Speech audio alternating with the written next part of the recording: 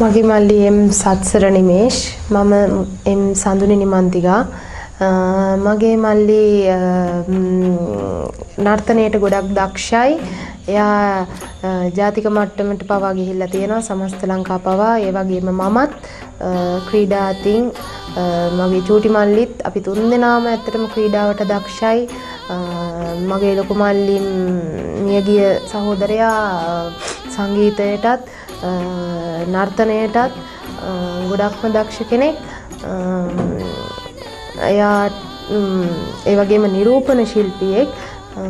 ඉතින් එයා ලොකු ගමනක් යන්න තමයි බලාපොරොත්තු වෙමින් හිටියේ. එයාට ඒ ගමන යන්න තියෙද්දි තමයි එයාට මෙහෙම දෙයක් සිද්ධ වුණේ.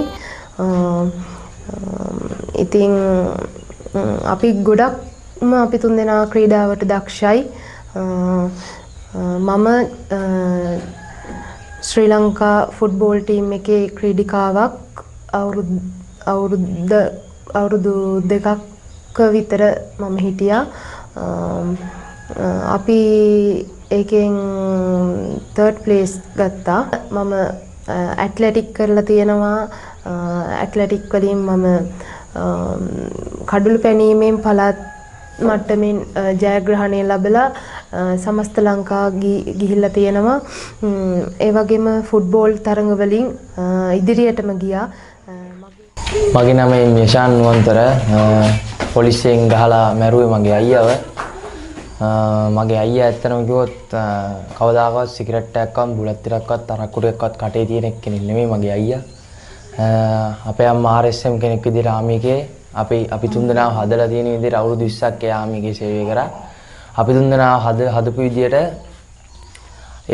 විදිහට තමයි අපි මේ මෙච්චර මේ සහතික අරගෙන මගේ අයියා නර්තන විශ්නට්ටුවේ මුතියංගර මන්සලේ තමයි විස්තිරුවේ මගේ අයියා. එතකොට මගේ අයියාට ඇත්තටම කිව්වොත් මේ ඌව බලන්නේ ගත්තොත් එයා අතරන් ලස්සනට නටන එයා අතරන් දක්ෂ නැට්ටුවේ මේ ඌව බලද්දී හොයාගන්න බෑ. කොහෙවත් හොයාගන්න බෑ මං දන්නේ විදිහට මගේ අයියා නටන හැටියට. එයා විශ් නටන විදිහට.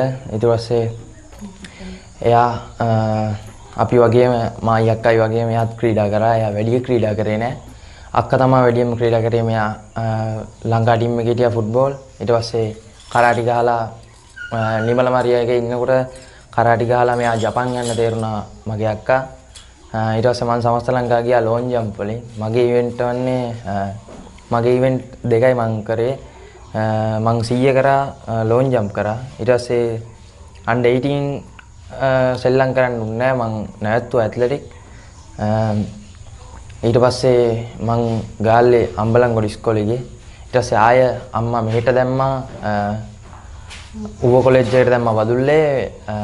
දැන් මං ඉගෙන ගන්නේ බදුල්ලේ ඌව කොලෙජ් එකේ. ඇත්තරම මගේ අම්මා කොහොම මේක දරා ගන්නවද දන්නේ නැහැ.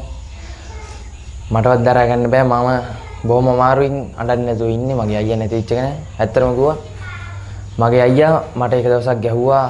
බැට් එකකින් ගැහුවේ මගේ ගෙදර තිබ්බ බැට් එකෙන් ගැහුවා. මගේ උපන්දිනේ දවසේ ගැහුවේ. අම්මට කට ගහන් ගියා කියලා උපන්දිනේ දවසේ මට බැට් එකෙන් ගැහුවා.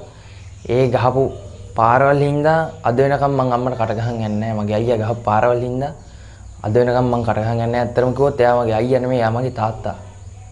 මගේ තාත්තා වගේ මගේ අම්මවත් මට ඇඳුම් කරන් දෙන්නේ නැහැ. මගේ ඔක්කොම මට ඇත්ලටික් කරද්දි පවා සල්ලි දානවා. ඊට පස්සේ ඩෙක් ෂූස් ඇඳුම් පැළඳුම් ක්ලාස් යන්න ඔයා ලස්සනට යන්න ඕනේනේ මල්ලි. මේ ගොඩේ විදියට අඳින්න එපා. මේ මං ඔයාට ඇඳුම් කරන් දෙන්න. මේ ලස්සනට අඳින්න මගේ මල්ලි. මේ ඇත්තටම මේක කිව්වොත් මේ ෂර්ට් එක මේ කලිසම මේ ඔක්කොම මගේ අයියාගේ ඇඳුම් මේ තියෙන්නේ. මගේ අයියාට දීපු ඇඳුම් තියෙන්නේ. ඉතින් මගේ තාත්තා මගේ අයියා නැති වෙච්ච එක ගැන මට ලොකු පාඩුවක්. අයියා නැති වුණා කියලා මට දැනෙන්නේ නැහැ ඇත්තටම.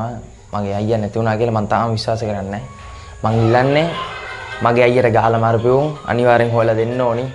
මගේ අයියට ගහලා මරපෙවුන්. මගේ අයියා එහෙම දුක් විඳලා මැරෙන්න ඕනේ කෙනෙක් නෙමෙයි. මගේ අයියට ගහලා තිබ්බ පාරවල් මම දැක්කා ෆොටෝස් වලින්.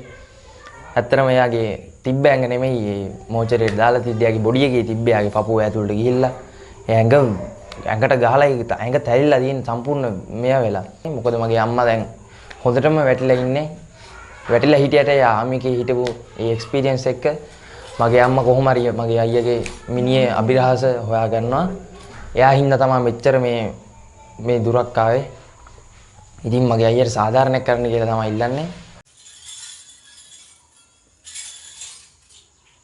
ඔබ තවමත් ඌව නිවුස් ක්ලබ් YouTube channel එක subscribe කර නොමැතිනම් අදම ඌව නිවුස් ක්ලබ් YouTube channel එක subscribe කරන්න.